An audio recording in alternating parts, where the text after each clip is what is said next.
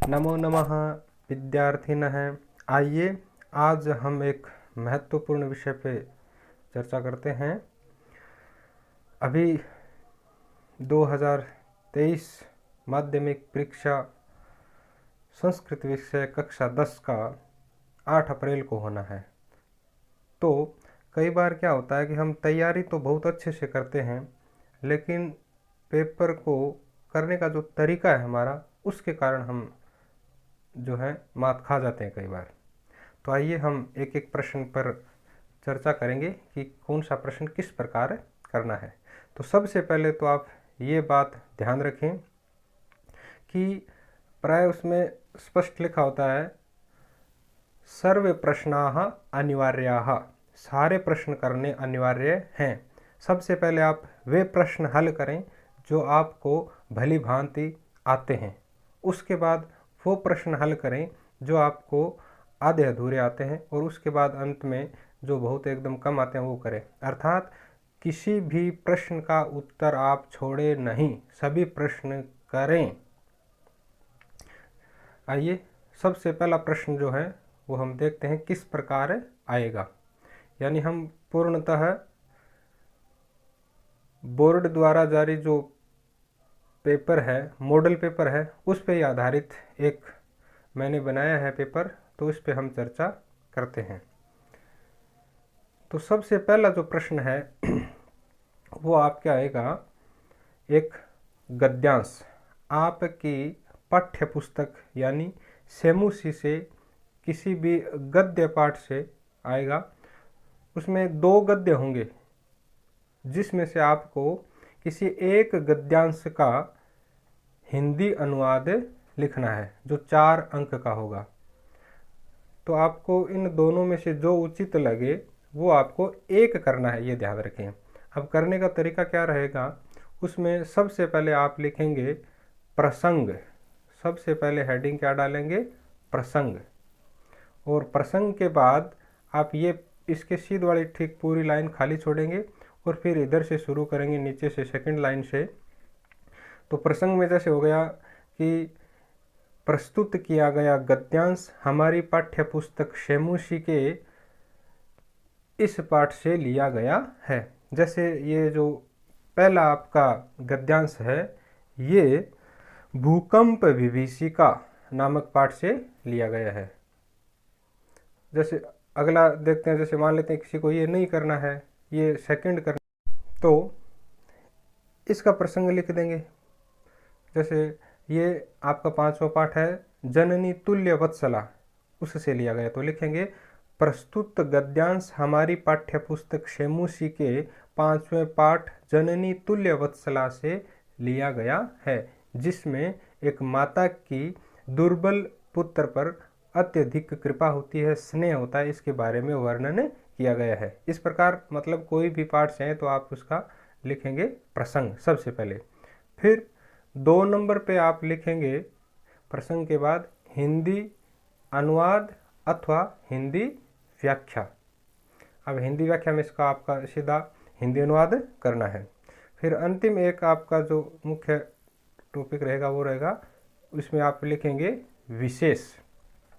विशेष में जैसे 2 4 5 पद उठा लिए, उसमें लिख दिया इसमें ये संधि है, ये समास है, ये कारक है। अथवा 1-2 लाइन इस प्रकार लिख सकते हैं कि प्रस्तुत गद्यांश की भाषा बहुत सरल है, सुबोध है, इसमें उत्तम रीति का प्रयोग किया गया है। इस प्रकार 2-4 बातें लिखनी होती हैं। आइए अब हम दूसरा प्रश्न देखते हैं। दूसरा प्रश्न आएगा अपनी पाठ्य पुस्तक से किन्हीं 2 पाठों से अलग अलग 2 श्लोक आएंगे, जिनमें से जो आपको ज़्यादा बेहतर आता हो, ठीक से आप जिसको समझ पा रहे हो, उसको आपको क्या करना है, इसका हिंदी अनुवाद करना है, हिंदी में व्याख्या करनी है। इसमें भी करने का तरीका वही रहेगा। सबसे पहले आप लिखेंगे प्रसंग और फिर लिखेंगे हिंदी अनुवाद अथवा हिंदी व्याख्या, और 3 नंबर पे आप लिखेंगे विशेष। 3 नंबर पे आप लिखेंगे विशेष। इसमें आप चाहें तो प्रसंग के बाद अन्वय भी लिख सकते हैं। बाकी ये 3 चीज़ें तो आपको लिखनी है। प्रसंग में जैसे हो गया पहले श्लोक की बात करें कि प्रस्तुत पद्यांश हमारी पाठ्य पुस्तक सेमुसी के सुभाषितानी नामक पाठ से लिया गया है और इसमें एक क्रोधी मनुष्य के बारे में बताया गया है। अकारण बिना कारण के द्वेष करने वाले मनुष्य के बारे में बताया गया है। इस प्रकार फिर 2 नंबर पे आप हिंदी व्याख्या कर देंगे। ध्यान रहे करना दोनों में से एक ही है। और तीसरा प्रश्न जो है आपका वो रहेगा नाट्यांश का। हमारी पाठ्य पुस्तक में 3 नाट्यांश है, तो आप किन्हीं 2 पाठों को ठीक से स्मरण कर ले तो प्रायः उनमें से अथवा में आते ही हैं। तो इसमें भी वही 3 चीज़ें होंगी। सबसे पहले आप लिखेंगे प्रसंग, फिर हिंदी अनुवाद और तीसरी चीज़ है विशेष में जैसे कोई संधि का नाम दे दिया, समास का नाम दे दिया, कारक बता दिया, विभक्ति बता दी, कोई भी। और अब हम देखते हैं चौथा प्रश्न जो है वो आपके आएगा संस्कृत भावार्थ का। अर्थात कोई भी 2 श्लोक होंगे, उनमें से किसी एक का संस्कृत में भावार्थ बताना है, अर्थात सामान्य शब्दों में संस्कृत में व्याख्या करनी है। जैसे इसमें देखते हैं भी ये पहला श्लोक है, तो इसमें हम जैसे ये कर सकते हैं कि एक राजहंसेन अथवा एकाकिना राजहंसेन सरोवरस्य तडागस्य या सुंदरता भवति सा सुंदरता तस्य सरोवरस्य परितः तटे निवासं कुर्वन्तः ये सहस्रबकाः सन्ति तैः सा शोभा कदापि भवितुं न शक्नोति। अर्थात सहस्रबकानाम् अपेक्षया एकः राजहंसः अतिश्रेष्ठः भवति। इस प्रकार से आपको संस्कृत भावार्थ जो है वो लिखना है। आइए अब हम 5वां प्रश्न देखते हैं। 5वां प्रश्न आपके आएगा अधोलिखित प्रश्नेषु केषाञ्चन चतुर्णाम उत्तराणि संस्कृतेन एक पदेन लिखत। तो आपको 5वां प्रश्न कैसे करना है कि इसमें आपको 7 प्रश्न मिलेंगे, 6 या 7 प्रश्न मिलेंगे, जिनमें से आपको केवल और केवल 4 ही प्रश्नों के उत्तर देने हैं। अब ये कोई ज़रूरी नहीं है कि आप क्रमशः उत्तर दें, आपको जो ज़्यादा सटीक उत्तर आ रहे हैं वो आपको उत्तर लिखने हैं। लेकिन ध्यान रहे हमें इनका जो क्रम है, जैसे आप मान लेते हैं पहले गय कर रहे हो तो कोई दिक्कत नहीं है, पहले आप गय लगाओ और उसका जो भी उत्तर है वो लिखो।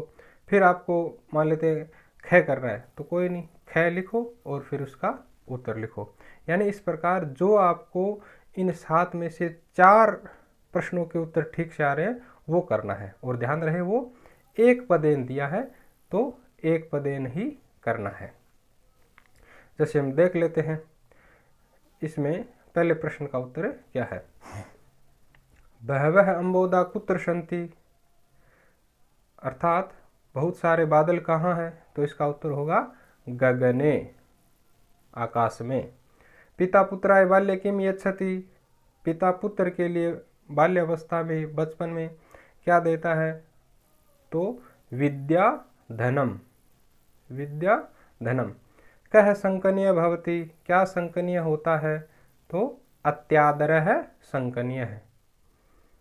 फिर आगे कहा लोकेस्मिन् के चक्षुमन्तः प्रकीर्तिताः, इस संसार में कौन है जो चक्षुमंत है, नेत्रवंत है, नेत्र वाले हैं, आंख वाले हैं, तो कहा विद्वांस है, विद्वांस है।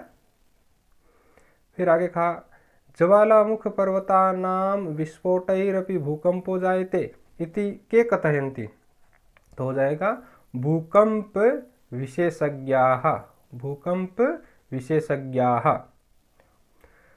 अगला प्रश्न है प्रीति लक्षणानि कति भवन्ति, तो इसका उत्तर होगा षट्, अर्थात ददाति, प्रतिगृणाति आदि 6 प्रीति के लक्षण बताए हैं, स्नेह के, प्रेम के लक्षण बताए हैं।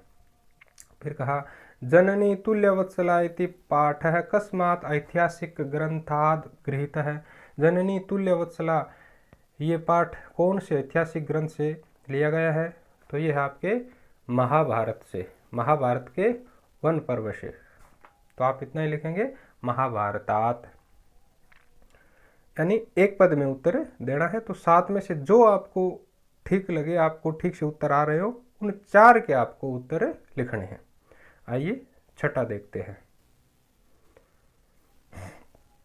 छठा प्रश्न आपके आएगा, पढ़ लेते हैं।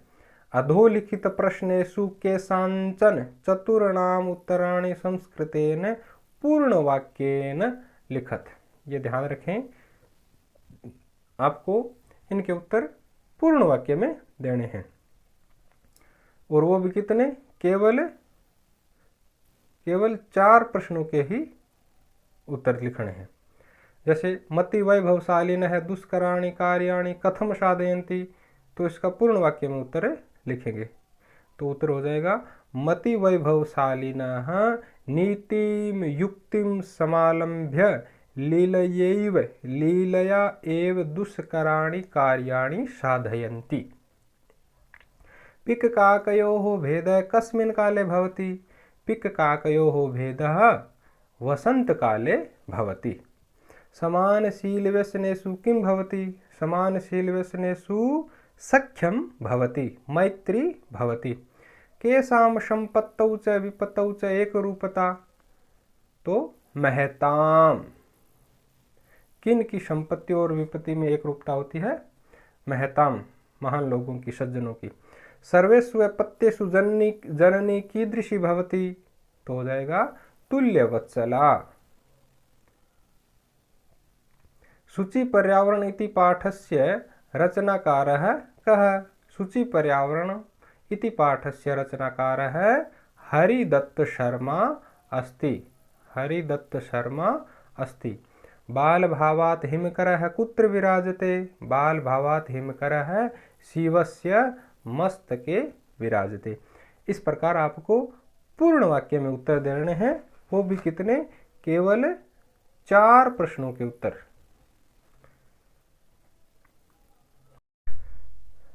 कई बार क्या होता है कि हमें लगता है कि इस एक प्रश्न का उत्तर पता नहीं है सही होगा कि नहीं होगा, तो कोई दिक्कत नहीं, आप 4 की बजाय 5 के उत्तर भी लिख सकते हैं।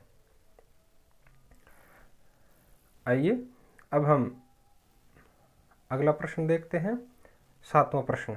अधोलिखित श्लोकस्य अन्वयम् कुरुत। अब एक प्रश्न आएगा जिसमें आपको कोई एक सामान्य सा सरल सा श्लोक दिया हुआ होगा, उसका हमें अन्वय करना है।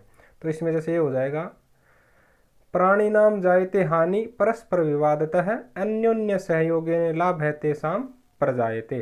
तो इसमें हो जाएगा परस्पर विवादतः प्राणिनाम हानि जायते अन्योन्य सहयोगेन तेषां लाभः प्रजायते, या तेषां अन्योन्य सहयोगेन लाभः प्रजायते। अर्थात इसको इसका हिंदी अनुवाद कर सकें, इस दृष्टि से हमें उन शब्दों को क्रमशः रखना है। आपको जैसा भी आए इसमें उत्तर लिखना है, कोई भी प्रश्न है उसका उत्तर खाली नहीं छोड़ना है, पेपर में सारे प्रश्नों के उत्तर होने चाहिए, ये प्रयास आपका रहे। 8वां प्रश्न देखते हैं। अधोलिखित वाक्येषु रेखांकित पदमाधृत्य प्रश्न निर्माणम कुरुत। 3 नंबर का एक प्रश्न आता है जिसमें आपको प्रश्न निर्माण करने होते हैं। तो एक तो ये क्रम में लिख देंगे, इसमें एक ध्यान रखना, यदि रेखांकित किया हुआ पद समय सूचक है तो उसके स्थान पे आप कदा लगाएंगे और बाकी जैसा वाक्य है वैसा का वैसा लिखेंगे और अंत में आप लगाएंगे प्रश्नवाचक चिन्ह। और यदि वो रेखांकित किया गया पद, रेखांकित किया गया पद यदि संख्या सूचक हो, जैसे कक्षायाम 10 बालकाः पठन्ति, ये 10 क्या है? संख्या सूचक है। तो ऐसी स्थिति हो तो आप उस संख्यावाचक पद के स्थान पे कति लगाएंगे और बाकी जो वाक्य है वैसा का वैसा ही, और अंत में आप लगाएंगे प्रश्नवाचक चिन्ह। इसके अलावा प्रायः जो भी शब्द हो वो आप देख लीजिए कौन से लिंग का है, कौन सी विभक्ति का है, उसके अनुसार आप किम शब्द रूप वहाँ पे रखें। जैसे तो यही, ये पुल्लिंग तृतीय विभक्ति बहुवचन है तो इसके स्थान पे लिख देंगे कई ही। बाकी जैसा है वैसा, जैसे मालाकार है कई ही तरोह पुष्टिम करोति और प्रश्नवाचक चिन्ह। भृंगाः रसालमुकुलानि समाश्रयन्ते, तो ये है आपके नपुंसकलिंग बहुवचन। तो भृंगाः कानि समाश्रयन्ते। चातकः वने वसति, चातकः कुत्र वसति। यदि कोई स्थान सूचक शब्द हो, स्थान हो, जैसे सः जयपुरम गच्छति, वनम गच्छति, सः गृहे निवसति, तो वहाँ पे हम कुत्र भी लगा सकेंगे, कुत्र लगा के और आगे प्रश्नवाचक चिन्ह। और एक जो प्रश्न है आपका वो आएगा, किसी पाठ का सार, जो कथा है उसका हिंदी में सार लिखना है, संक्षेप में लिखना है, 2 नंबर का आएगा। जैसे इसमें दे रखा है विचित्र साक्षी, एक आपके पाठ है, 8वां पाठ है, जिसमें कहानी है वो चटर्जी वाली, उसमें वो न्यायाधीश के रूप में काम कर रहे होते हैं। बंकिम चंद्र चटर्जी हैं, वो किसी प्रमाण के अभाव में भी उनका निर्णय करते हैं। तो इस प्रकार आप संक्षेप में उसके वो कहानी, 2 या 3 कहानियां वो याद कर लेना, तो प्राय उन्हीं में से ही प्रश्न पूछा जाएगा। अब 10वां प्रश्न देखते हैं। ये आपके पाठ में से कोई भी 2 प्रश्न उठाएंगे, एक है इधर 10वां और एक है 11वां। उसमें से आपको पाठ से, श्लोक से या कहीं अन्य संबंधित कोई हिंदी में अर्थ पूछ लेंगे या कोई अन्य उसका पर्यायवाची पूछ लेंगे, इस प्रकार से। जैसे इसमें दिया आचार है प्रथमो धर्म है, अत्र आचार है अस्य क्या अर्थ है, इसमें इस आचार जो शब्द है आचार है इसका क्या अर्थ है, तो इसका मतलब है सदाचार है, यानी सदाचार ही हमारा प्रथम धर्म होता है, ये अर्थ है। और जिसमें इसमें कहा जंतुन पार्थिव रूपेण सह कृतांतो न संशय है, इसमें कृतांत का क्या अर्थ है, तो यहाँ पे कृतांत का अर्थ है यमराज। तो ये पाठ से संबंधित आएंगे। और अगला प्रश्न है सबसे इम्पोर्टेंट सभी के लिए, स्वपाठ्य पुस्तकात प्रश्न पत्रम अतिरिच्य 2 श्लोकौ लिखत। अपनी पाठ्य पुस्तक से प्रश्न पत्र के अलावा अतिरिक्त 2 श्लोक लिखिए जो 2 नंबर के होंगे। तो सबसे पहले आप पूरे पेपर को ध्यान से देख लेवें, कहीं वे श्लोक जो हम लिखने जा रहे हैं कहीं पेपर में न हो। तो कई बार क्या होता है कि जो पेपर में होते हैं वही हम श्लोक लिख देते हैं, तो ये आपको ध्यान रखना है। इस हेतु आप क्या करें, किसी भी एक पाठ से 3 श्लोक याद करें, किसी भी एक पाठ से 3 श्लोक याद करें, क्योंकि परीक्षा में कभी भी एक पाठ से 3 श्लोक नहीं आएंगे। कदाचित यदि 1 श्लोक आता है तो फिर भी आपके पास 2 श्लोक बच जाएंगे जो आप आराम से लिख सकते हैं और आपके 2 नंबर ये पक्के। अच्छा, फिर अगला प्रश्न आएगा आपके, अधोलिखित अपठित गद्यांशं पठित्वा एतत् धारित प्रश्नानां यथा निर्देशम उत्तराणि लिखत।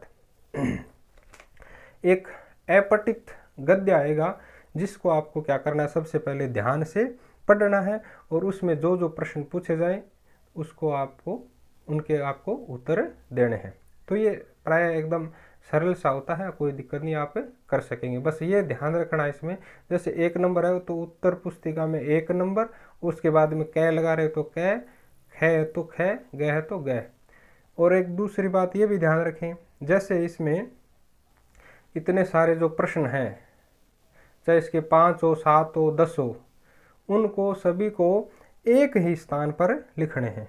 ये ना हो कि जैसे हमने कै पहले का कैक है यहाँ कर दिया, फिर बीच में कोई अन्य प्रश्न डाल दिया, 20वां प्रश्न कर लिया, फिर याद आया रे उसके बचे हैं दोबारा लिख दे इधर कैक है लिख के नंबर, ऐसा मत करना। तो इनके जो भी प्रश्न है 8-10 वो सभी एक ही स्थान पे करते जाइए। अगला प्रश्न देख लेते हैं, ये आप कर लेना क्योंकि हम इसमें प्राय वो पैटर्न देख रहे हैं, करने का तरीका देख रहे हैं और किस प्रकार प्रश्न आएंगे।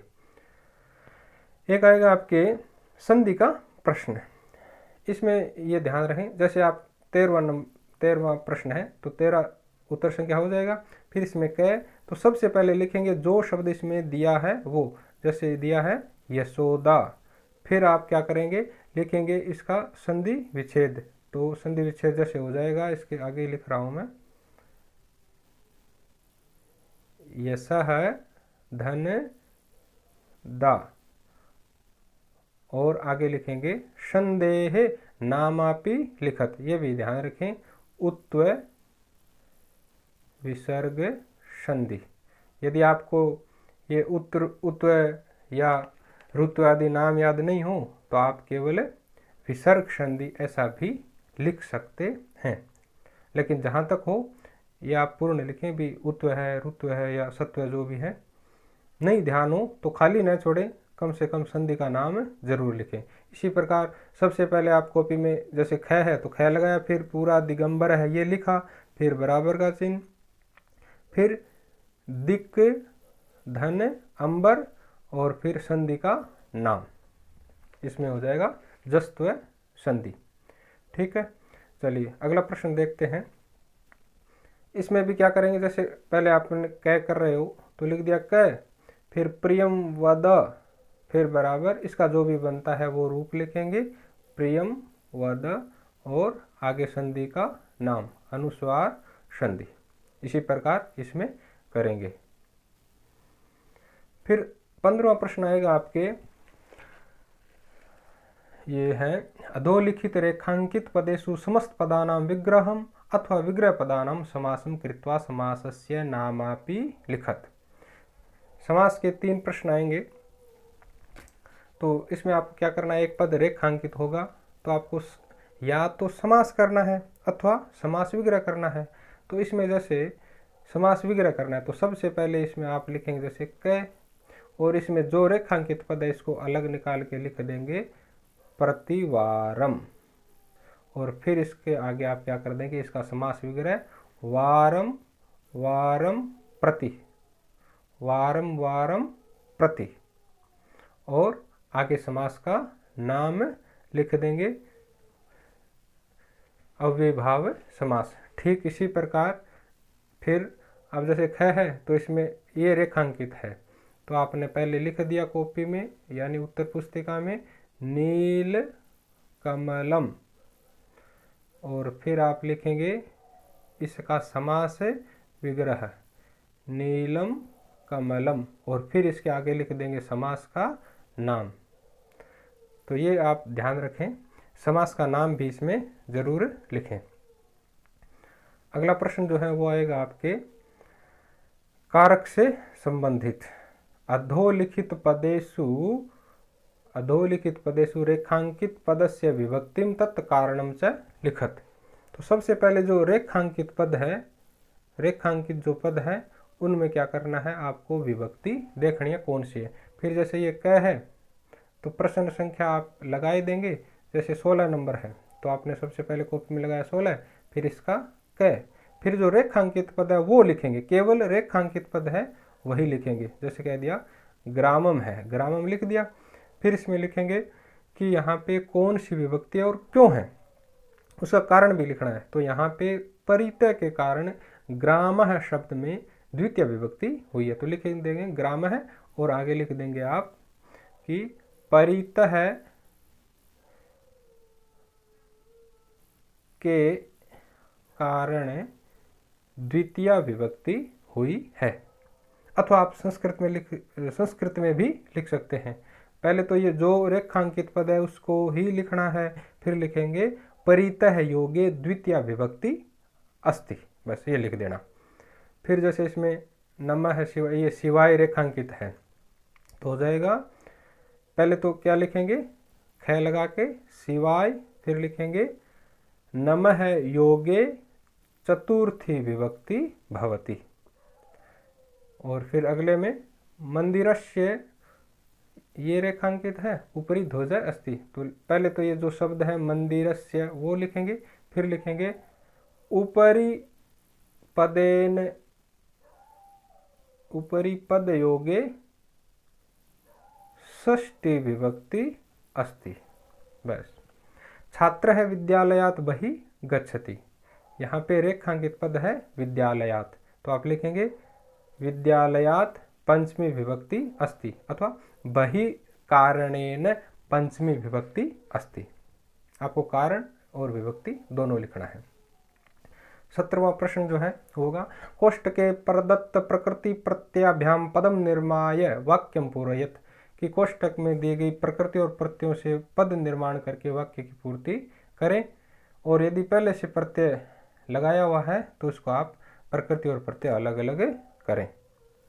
तो इसमें पाल और अनियर, इसमें प्रत्यय करने पे बनता है पालनियम, तो आप इसका पूरा लिखेंगे क और पूरा वाक्य लिखेंगे और रिक्त स्थान में वो पूर्ति करके फिर लिखेंगे। इसी प्रकार इसमें हो जाएगा नाविक, और इसमें जैसे प्रत्यय किया हुआ है तो पहले आप ग लगाएंगे और इसमें ज्ञानवान पद लिख देंगे, फिर कर देंगे ज्ञान धन मतुप, अथवा इसमें कर देंगे आगे कोष्ठक में लिख देंगे ज्ञान धन मतुप, यानी इसमें पूरा वाक्य लिखना है। 18वां प्रश्न जो है इसमें आपको अव्यय की पूर्ति करनी है। ध्यान रहे बस इतना ही कि इसमें ये पूरे वाक्य लिख करके फिर इसमें रेखांकित जो है, ये अंडरलाइन जो किया हुआ है, जो रिक्त स्थान है उस रिक्त स्थान की पूर्ति करनी है। जैसे पहले में आएगा कदा, तो कदा लिख देंगे।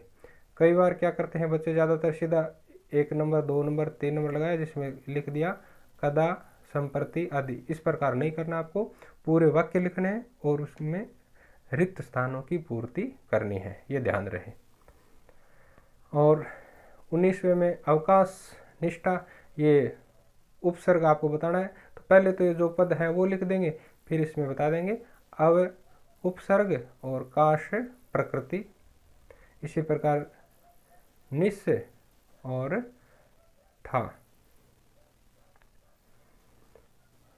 20वां प्रश्न देखिए, इसमें आपको क्या करना है, इसमें छात्र शब्द तृतीया विभक्ति, यानी 2 प्रश्न ऐसे आएंगे जिनमें आपको वो विभक्ति लिखनी है। शब्द वगैरह सब दिया हुआ होगा, जैसे छात्र शब्द है तृतीय विभक्ति में क्या बनता है, तो हो जाएगा छात्रेण। इसमें भी पूरा वाक्य जो है वो आपको लिखना है। तत्शब्द है पुल्लिंग का है, चतुर्थी में क्या बनेगा, तो बनेगा तस्मै। इस प्रकार पूर्ति करनी है। इसी प्रकार 2 प्रश्न आएंगे धातु रूप के, जैसे स धनम। अब क्या करना है, दा धातु है, लिट लकार है भविष्यत काल वाला, प्रथम पुरुष और एक वचन, तो इसका रूप बनेगा दश्यति, क्योंकि स के अनुसार करना है तो हो जाएगा दश्यति। इधर भी दे रखा है प्रथम पुरुष तो कोई दिक्कत है ही नहीं। देश सेवका तेसम, सेव धातु लट लकार प्रथम पुरुष बहुवचन, तो बनेगा सेवंते। इसमें जो भी रूप बनता है वो लिखना आपको सेवंते। यहाँ पे इस प्रकार कोई भी धातु आ सकती है जो आपके पाठ्यक्रम में है। और इनमें आपको क्या करना है, संस्कृत में इसका अनुवाद करना है। 2 संख्यावाची शब्द होंगे, कोई भी लिखना है। इसमें जैसे 158 तो 850 अधिक शतम और द्विसहस्रम। अब अगला प्रश्न देखते हैं।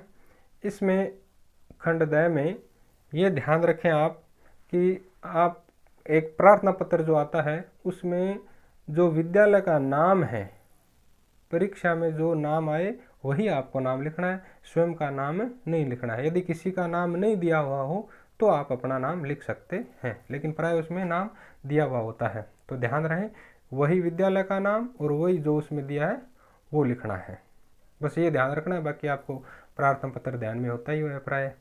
और यदि ये प्रश्न मान लेते हैं हमें नहीं करना, तो इसके अथवा में आएगा एक मंजूषा दी हुई होगी और उसकी सहायता से हमें क्या करना है, इन रिक्त स्थानों की पूर्ति करनी होती है। और अगला जो 24वां प्रश्न है वो आएगा आपके, एक चित्र दिया हुआ होगा कि अधः प्रदत्त चित्रम दृष्टवा, यहाँ पे एक कोई भी चित्र होगा। इसमें चित्र था एक बस यान का, इधर बारिश हो रही है, कुछ बच्चे जो हैं वो खड़े हैं छत्ते लेकर के, इस प्रकार का एक चित्र था। तो इस प्रकार कोई भी एक पर्यावरण से या अन्य से संबंधित चित्र आएगा तो आपको क्या करना है, इन वाक्यों का प्रयोग करते हुए वाक्य निर्माण करना, इन शब्दों का प्रयोग करते हुए वाक्य निर्माण करना। 8 वाक्य बनाने हैं जो इस चित्र से संबंधित हो। जैसे आप कोई भी वाक्य बना दीजिए, जैसे बस यानम, अत्र चित्रे एकम बस यानम अस्ति, बालकाः छत्रं धारयन्ति, बालाः वर्षायाम अत्र तिष्ठन्ति, बालाः बस याने आरोहन्ति। इस प्रकार कोई भी वाक्य बनाने हैं। यदि ये आपको ठीक नहीं लगता तो इसके अथवा में भी दूसरा प्रश्न आता है जिसमें हम क्या कर सकते हैं, रिक्त स्थान की पूर्ति कर सकते हैं। इधर से एक एक जो भी उचित पद हो उनमें भरना है, अर्थ देखते हुए भरना है। एक 25वां प्रश्न बहुत ही महत्वपूर्ण है, 4 नंबर का। इसमें अधोलिखित वाक्येषु केषांचन चतुर्णाम वाक्यानाम, ये आप ध्यान रखें, प्रश्न को ध्यान से पढ़ेंगे तो पता चलेगा कि इसमें होंगे तो 6 या 7 वाक्य, लेकिन आपको केवल 4 वाक्यों का ही संस्कृत में अनुवाद करना है। तो सबसे पहले आप देख लीजिए आप कौन से वाक्य का ठीक से अनुवाद कर सकते हैं, पहले वो करें फिर वो, लेकिन ध्यान रहे इनका जो क्रम है वो सही लगाएंगे। और एक 26वां प्रश्न जो है लास्ट वो आएगा, क्रम रहिता नाम षड वाक्या नाम कर्म पूर्वक संयोजनम। तो इनको पढ़ करके अर्थ को थोड़ा सा समझते हुए क्या कर देना है, क्रम संयोजन करना है। और इसके अथवा में एक दूसरा प्रश्न आएगा जो मेरी दृष्टि में इसकी बजाय ये ठीक है, लास्ट वाला, बाकी आप अपनी इच्छा अनुसार कर सकते हैं। लास्ट प्रश्न इसके अथवा में क्या होगा कि मंजूषायाम प्रदत्तेषु पंचपदेषु केषांचन त्रयाणाम पदानाम सहायतया वाक्यानि रचयत। इनमें से 5 या 6 कोई पद होंगे तो उनकी सहायता से हमें 3 वाक्य बनाने हैं। तो आप इसमें प्राय कोई भी बना दीजिए, प्राय वाक्य सही ही होगा। कैसे, जैसे सहसा तो लिख दिया सहसा गच्छति, वह अचानक जाता है। इच्छति सह फलम इच्छति, सह पुस्तकम इच्छति। गृह कार्यम सह गृह कार्यम करोति, त्वम पठसि, त्वम लिखसि, त्वम हंससि। कुछ भी आप वाक्य बना दीजिए वो प्राय सही ही होता है। इसकी ऊपर वाले की बजाय ये ज़्यादा ठीक रहता है। बाकी आपको यदि ये ठीक लगता है, ऊपर वाला ये ठीक लगता है तो ये भी आप कर सकते हैं। तो समय की शीघ्रता को देखते हुए थोड़ा मैंने जल्दी बनाया है ये आपके लिए, लेकिन फिर भी कुछ आपको इससे सुविधा होगी। धन्यवाद, नमस्कार, जय हिंद।